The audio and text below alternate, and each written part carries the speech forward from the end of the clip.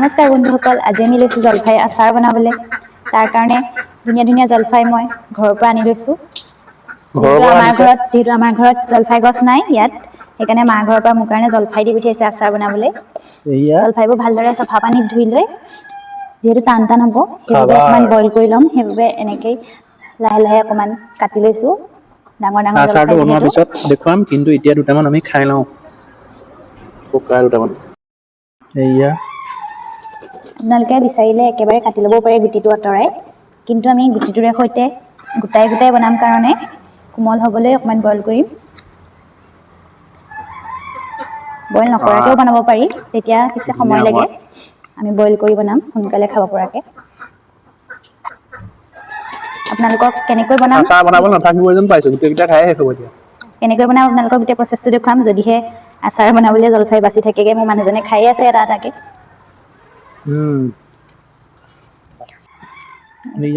একদম হাইব্ৰিড জলফাই, হাইব্ৰিড একদম গোবৰ সাৰত দিয়া জলফাই হয়। কোনো সাৰ প্ৰয়োগ কৰা নাই গছজোপাত, একদম গোবৰ দিছে গছজোপাত, সেইকাৰণে ডাঙৰ ডাঙৰ। এয়া মোবাইল চাই চাই এতিয়া জলফাই সিজালে। বইল নহয় নি সেয়া? এয়া কেৰাহীত বইল হ'ল। তাৰপিছত আমি শুকুৱাব লাগিব একদিন, তাৰপিছত আচাৰ বনাই খাই দেখাম। বইল হোৱাৰ পিছত এয়া হালধি অকণ দি দিছে, কাৰণ পৰুৱা নালাগে তেতিয়া। এনেও টেঙা বস্তুত পৰুৱা নাহে বাৰু, তথাপিতো আমাৰ পিনে আকৌ টেঙা বস্তু খাই নহয় পৰুৱাই, সেইকাৰণে হালধি অকণ দি দিছে। সেয়া এতিয়া শুকুৱাবলৈ দিছে। সেয়া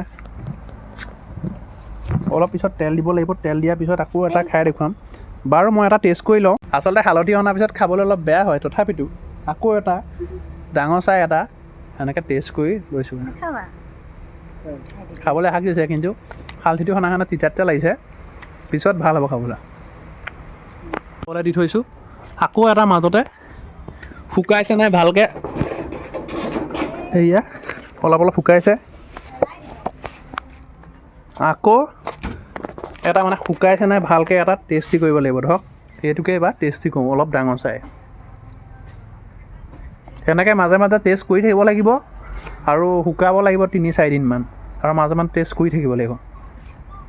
সম্পূৰ্ণ যেতিয়া তেলত বহাম আকৌ দেখুৱাম আপোনালোকক। তাৰপিছত জিৰা আৰু গোটা জিৰা, শুকান জলকীয়া আৰু চফ, তাৰপিছত আৰু মিঠি গুটি কেইটামান, মিঠি গুটি একেবাৰে কমকৈ দি পেলাই অকণমান কেৰাহীত ল' ফ্লেমত ভাজি লৈছোঁ। অকণমান কালাৰটো অকণমান ব্ৰাউন নিচিনা হোৱালৈকে, তাৰপিছত এনেকৈ খুন্দি লৈছোঁ।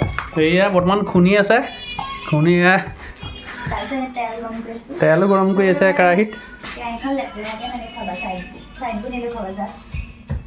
কেৰাহীখন অকণ লেতেৰাও হৈ আছে বাৰু, একো নাই, আচাৰ কণ্টিনিউ বনাই থকাৰ কাৰণে অলপ লেতেৰা হৈ আছে, ধুই দিলে গুচি যাব বাৰু। শুকাই থকা জলফাইবিলাক এয়া গেছটো অফ কৰি লৈছোঁ।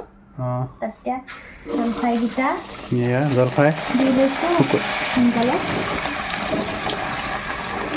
দি পেলাই লগালগ মছলাখিনি দি দিম।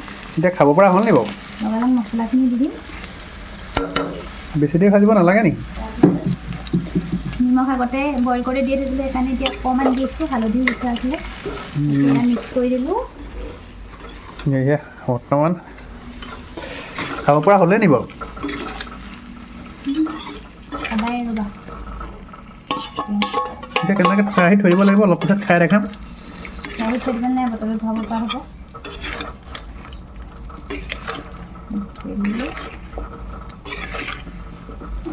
অকণ লৰাই মেলি থাকিলে এতিয়া হৈ গ'ল।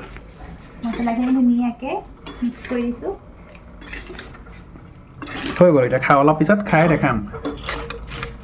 আচাৰ, জলফাই আচাৰ কমপ্লিট হৈ গ'ল বৰ্তমান, কিন্তু টেষ্ট কৰোঁতে কৰোঁতে হৈ গ'ল কেইটামান, তথাপিতো আকৌ এটা লাষ্টত টেষ্ট কৰি চাওঁ। আৰু